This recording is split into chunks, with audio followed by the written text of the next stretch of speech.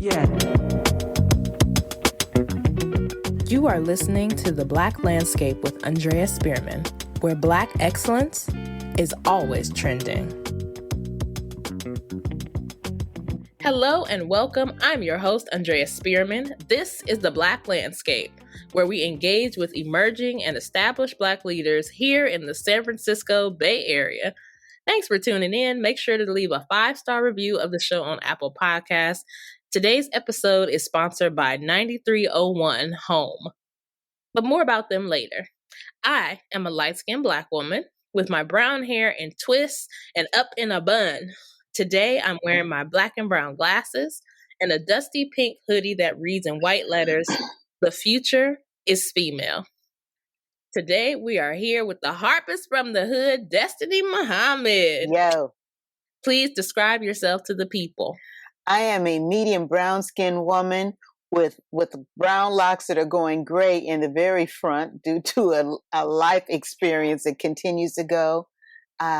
Big brown eyes, and I have on a black t-shirt and a pearl necklace around it, a gold necklace with a pearl in the center of it and pearl earrings. Oh, I love it. So classy. Girl. So I've known about your artistry as a harpist for many, many years, but recently you shared a story with me about your background as a child with dreams of being a musician.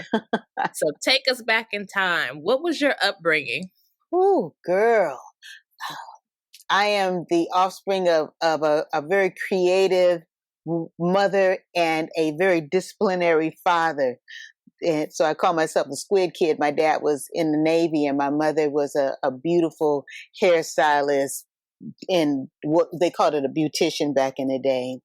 And I'm the first oldest of this beautiful union of 3 little girls and a husband and wife.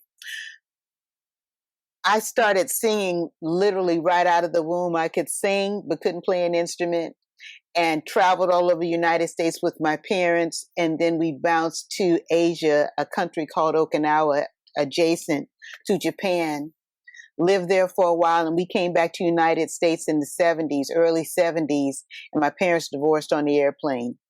Oh. So we're done. Oh my word. Girl. I don't know if it was Pan Am. I don't even think it was American Airlines. It might have been Pan Am. That's how far back I go. And so we moved from Okinawa to Compton, California, Southern Cal. And we went from having a cool house in Okinawa to zero in Compton, staying with my auntie and my cousins.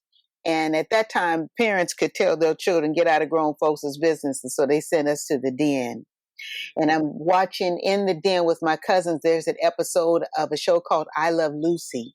Yes. Yeah, girl, which was in syndicate probably about then in the 70s. And on this episode, there is a man by the name of Harpo Marx who makes an appearance with his harp, and he starts playing Take Me Out to the Ball Game.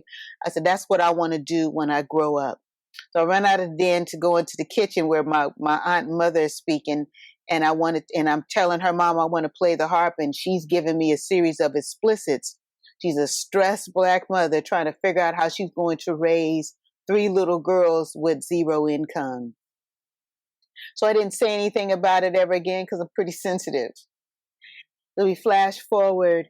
I'm in high school and I'm singing my way through 4 years of high school. Had attempted a couple of instruments in between time. I had attempted violin and piano and was told to put them down because nobody wanted to hear that. Sang my way through high school and couldn't read a lick of music, but enjoyed to sing and really wanted to go to school to go study music. But by this time, we are living in the projects in San Pedro, California, on welfare, trying to figure out life. And I wasn't certain what was going to happen to my family if I even figured out how to get into college, let alone study music. So my mother asked me what did I want to do. I said, I don't know. She talked me into going to Ralston School of Men's Hair Design in Long Beach, where I studied barbering science and got my license as a barber. And I cut and styled hair on men in Southern California. And in 1992, I started dating a man whose best friend was a harp builder. Right?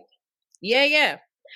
in San was it San Juan Bautista. Literally, I live in Oakland, about an hour and a half south of where we live. And I got my first harp at the age of 30. Now, mind you, I just been humming and singing around the house and in my barber shop, but hadn't actually started to study music. I get my first harp at 30 in May of 1992, and that became my harp journey. Wow. Yeah. And you know, it burns my heart that so many folks discourage you when music is in our soul. Yeah. The rhythm, the blues, the aches of life, they all come out through song and beats. And it's so, especially during that time when there were so many fantastic Black artists. Oh my gosh. We go back in the 70s, we're looking at Temptations, Shy Lights, a very young Chaka Khan, the Spinners, the Jackson 5, who moved on to being the Jacksons, Earth, Wind and Fire, Stevie Wonder.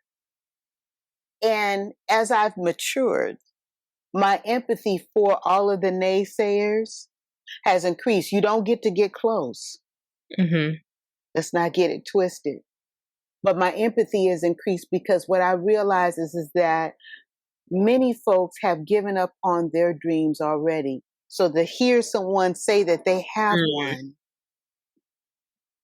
what makes you think you can be something? Because the person is already feeling, they're projecting in their own way that they are nothing. And they're already surrounded by nothing. Many folks will go from the womb to the tomb unactualized, unfulfilled. Yes. I was speaking with my husband this morning, and we were speaking literally on this conversation. And I think of Star Wars, that very last one from the first trilogy, where Darth Vader has been slain by his son. No, he hasn't been slain by his son. His son is there. He realized that Luke Skywalker is his son, and he's going to protect him at the expense of his own life. Yeah. And as he's laying down and gasping for his last breath, he asks Luke to take the mask off. And he takes the mask off.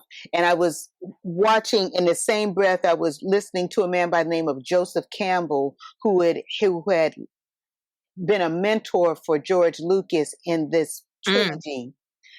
And Joseph Campbell says, what you see is an unactualized man. He is in an arrested state of development when they take the hood off and they show his face. Yep. And in this breath, like I said, there's empathy, but I'm wise too because I'm a hood like that. Right. is that there are many folks who are like this Darth Vader, who are in various stages of arrested development. And there is where the empathy comes. I know that you would still possibly bite me as I'm still choosing to step into as much of my evolution as I can. But there is still empathy, knowing that you have chosen, or whatever has happened in that individual's lives or community's lives, to stay in that arrested state of development. That's some grandmother grace, girl. Yes. I still pull out the switch if you got too close and try to sell them wolf tickets again. Let's not get it twisted. Right. Empathy at a distance. Yo! How And about that? Listen, because I know folks who operate in empathy a lot, but I'm like, but that don't mean they got to be close up on you. Baby. You can empathize from over there. Yes. Across the street, across the city, across this country. God bless you. God bless you. Over there. Yeah, and that's what you have to do. And truly, it has to be self-preservation, self-determination. And as you and listen, very, beautifully for you, you were able to come back around to it, connect with the man who was a builder of the instrument that you call yourself as a child. Yeah. That's an amazing, coincidental, but destined Yeah. Well, for me, in interaction. regards to coincidence, everything is this journey, and so a coincidence is a beautiful word that is talking about the long journey, because no one has watched the trajectory from 9 to 62 in 2 weeks. Mm-hmm. No one has, or even we'll go back as far as one. No one has really watched the trajectory and seen the incredible, sometimes traumatic, painful lessons that came with coming to even this level of where I am. Mm. So coincidence, I was asked to speak at a school for what they call STEAM Week now. They used to call it STEM. And I played, and I had a 30-minute segment with them. And one of the things, I did a Q&A, and a student asked me, how long did it take you to become famous? Damn the fact I've been practicing. But he's, how long did it take? I said, it's 30 years. I'm an overnight sensation. Right. Exactly. You know, and Bless so, your hearts. right. And there was a time where that used to burn me when folks would say, oh, you're just talented and you're just, those are. And now again, the empathy is kicked in, because sometimes I find that folks will use the word talent to describe tenacity. Oh. Mm. They'll use that word as opposed to saying, you got tenacity. I was playing at a farmer's market light years ago, and there was a woman who walked up to me while I was in the midst of my playing, who watched me, and she was the epitome of the American dream, if I can say that. White woman, beautiful bob cut, blonde hair. She had on a beautiful kind of salmon pink dress, an Ann Taylor style. Her fingernails were done well, good looking shoes. But she's watching me at the farmer's market hustle for tips. So she comes up to me, because I take a break on the hour, and she says, you know what? I used to play harp in high school, but I didn't believe that I could make it. So I decided to become, I think she was an attorney for some law firm. She gave up her harp dream and lived the life where someone could afford to give her a harp at a young age. Her words to me were, you got guts, as the tears came down her eyes. And she takes $100 and puts in my tip jar.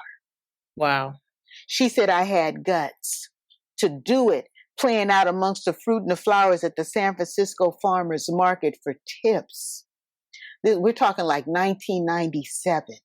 So talent matched with tenacity, that's a different individual. Yes. Talk to me about your first entree as a harpist performer, like those very first performances. It's like you got your harp, you on the journey, you were learning it, you were on it. Okay, now it's time to perform. Where did that happen? What were the feelings? My very first performance, I had only been playing about 3 months, if I can call it a performance. And in their own way, they're part of this love theater known as weddings. Yes. It's my best friend, Ginger, was getting married, and she wanted me to play at her wedding. Mm. And girl, I had 3 songs that I had memorized. I think I glissed my way through most of that wedding. That was my first one. I was excited and scared at the same time. That was one of my first performances. I had only been playing about 3 months. As I shared, I was excited and scared and really wanted to show up for her. So I think I made up something in a moment while adding in when I first started playing, I was learning Celtic music, Irish jigs and reels, some sweet. So I think I played for her Christ Child's Lullaby, which is a sweet, sweet piece that allowed for eye and hand coordination. Both my hands was moving at the same time. I think that was my first one, my first actual, where I actually made some money for doing that. And then I think when I moved forward, it became weddings and maybe even church services and funerals were those outside of the farmers market, which is where folks would find me. This is before the website and social media. Yes. And so those became my first, and my confidence was beginning to build. The farmers markets became my training ground, if you will. Because even those, my husband told me when we came together, you have to treat this like it's the quote unquote real stage. So when you get there, you're not trying to figure out what your behavior needs to be like. Yes. Come on, husband, you better speak the truth to the stage etiquette. So that those first performances were really the farmers market, where I even learned how to speak to an audience of folks who may or may not have been listening, or many times were listening, but not letting me know that they were listening. And so the feelings went from, I'm sure I'm scared. I only have 3-4 songs, but I'm going to build from here. I'm not as scared, but at least now I have a body of work I can build from. When I met Mike Criswell and we started to talk, he said, what you want to do is treat it like a set of music where you, especially at the farmer's market, and by this time I have a piece of an amplifier and a microphone. He goes, find out what the farmers have that they're trying to sell, that they have in abundance, and make sure you're clear about what market you're playing at. So I had a spiel that opened and closed each set. My spiel for Jack London Farmers Markets. Hi, I'm here at the Jack London Farmers Market. Jack London Farmers Market meets every Sunday, rain or shine, from 10 a.m. to 2 p.m. We have purple Peruvian potatoes and cosmetically challenged tomatoes. And they didn't call them ugly because they was trying to sell them. What was cosmetically challenged? Baby, they was ugly, but woo, they was good. They were sweet tomatoes. And my name is Destiny Muhammad. I'm your friendly neighborhood harpist from the hood, letting you know it is all good here. And I would name Jack London Farmers Market, Lake Berryessa, Old Oakland, Urban Farmers Market, San Francisco Alameda, whatever was the farmers market I was at, Walnut Creek, yada, wherever I was at. This became a way for the farmers to have the opportunity to me to interact with them, let folks know what was available, that they had an abundance, that they might want to make sure that folks knew about and got sold. Sometimes folks would come to the farmers market and they would only hit one station. But if you gave them the opportunity to know what else was available while you were there. And I love that because the farmers were generous. I would come home with bags of them cosmetically challenged tomatoes. Them purple Peruvian, baby. And we live in an apartment complex, so share the wealth. Sometime I would be surrounded by flowers, and the flower vendors would give me roses. So yeah, those opportunities at the farmers markets, coffee houses. I played at Dwayne Wiggins had a coffee house here in Oakland. Dwayne Wiggins of Tony. Yeah. He had a coffee house called the Java House. And after a while, I would play there every Friday from 8 to noon. I had a birthday at the Java House. Before they shut it down. When I was a teenager. Girl. Many moons ago. Not that many, but many moons ago. Java House was a whole experience in itself. I was sitting there playing, I would treat it like the farmer's market, but also like the real stage. I was sitting there one day playing, and here walks in Michelle and Digiacello. Just fierceness. And she looked over at me, she said, "Oh, black harpist, girl, what you doing?" I said, "Girl, I'm over here playing this harp." And at that time, he was on Lakeshore, and he had it was an upstairs location, and there was a woman who did chair massage upstairs. She said, Yep. "Girl, I'm getting ready to go in here and get this massage." She said, "You gonna be here?" I said, "Yeah." She said, "You gonna play while I'm here?" I said, "I might as well. You gonna be here? I'm gonna be here." So I played while she got her Yes. massage. Girl, just blessed to be doing this work. It ain't for cowards, though. It ain't for cowards. What I have found, at least for myself, is my relationship with the God of my understanding has had to increase. Because many times we didn't know where the money was going to come from. You pray. When I shared, I started working and playing for tips, and had a piece of a job selling Japanese woodworking tools and exotic wood in Alameda. And that was a source of, I knew that when I went to work, I was going to receive a check.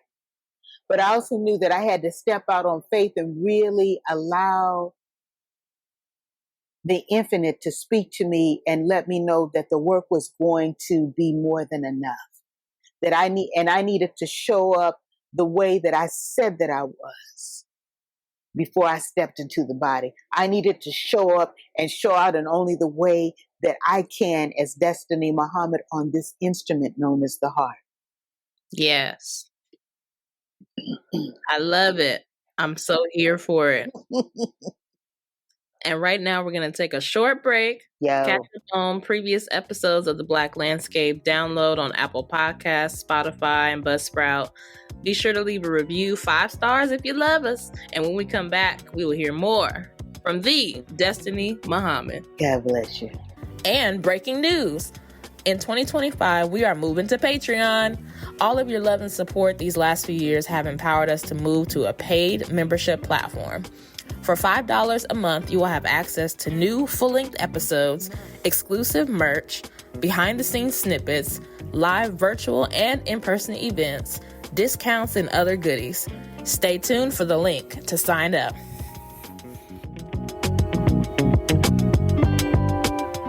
$9301 Home is a candle company based in Texas that embodies all the warmth and love that people feel at home.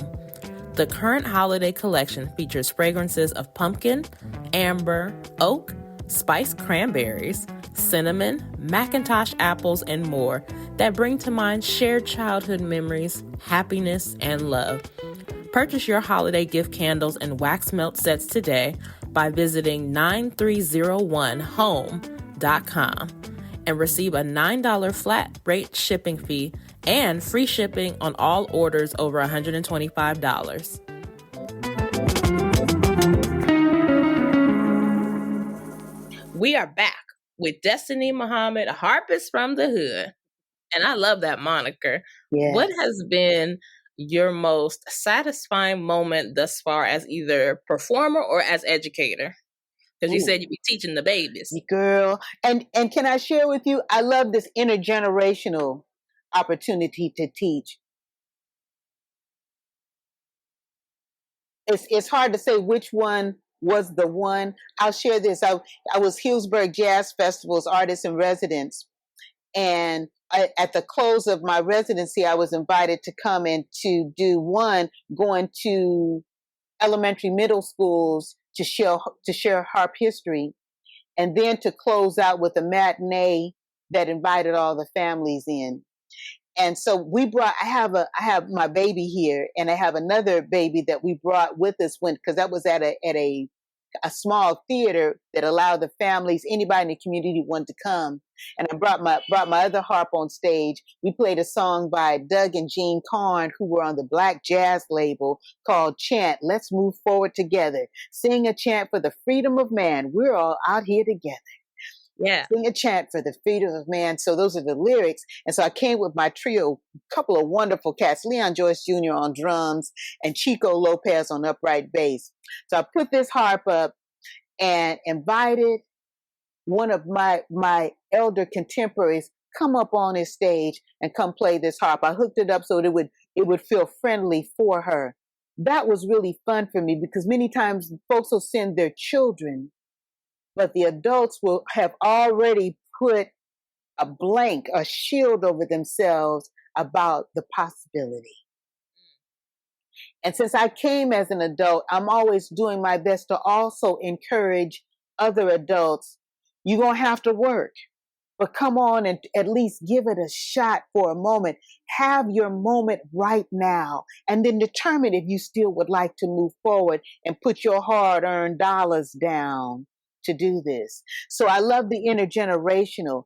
The moments continue to morph on each self. That was one moment that I had last year. Oh, one time I was playing at a farmer's market, and a man had a beautiful daughter who just happened to be hearing impaired.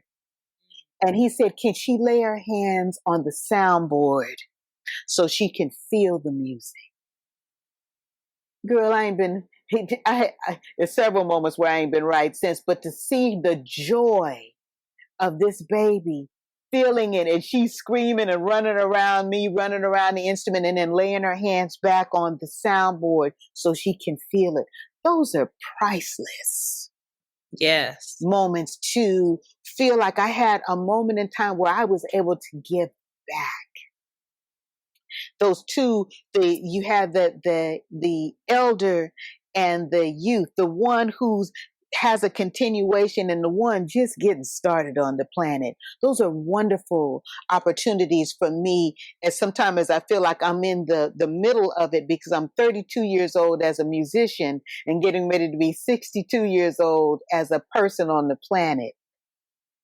So yeah, those are just two of many. What advice do you have for this next generation of Black musicians at any age? Absolutely. At any age. I go back to the intergenerational and specifically my younger contemporaries. For the elders that are still alive, seek them out. Capture the sound of their voices, whether it's their voices body or on their instruments. Seek them out and have the opportunity to sit at their feet and get that wisdom while they can still dispense it to you person to person. Yes. To my elders, I pray that this life has not made you bitter. I pray that this life has not made you bitter and you're looking at the young ones and thinking, we paved the way for them and they're ungrateful, or say something harsh and mean because you're angry about maybe some of the things in your life that have happened to you. Let not those experiences make you bitter. Allow them to make you and me better, and share the experiences with the young ones and listen to them, because the wisdom that they have from this age, from this moment, allow them. Girl, how many times have I had my younger contemporaries be my harp teachers? My music teaching me theory. I was in Khalil Shaheed, ancestor Khalil Shaheed. Girl, May he rest. Honey, the founder of Oaktown Jazz Workshop.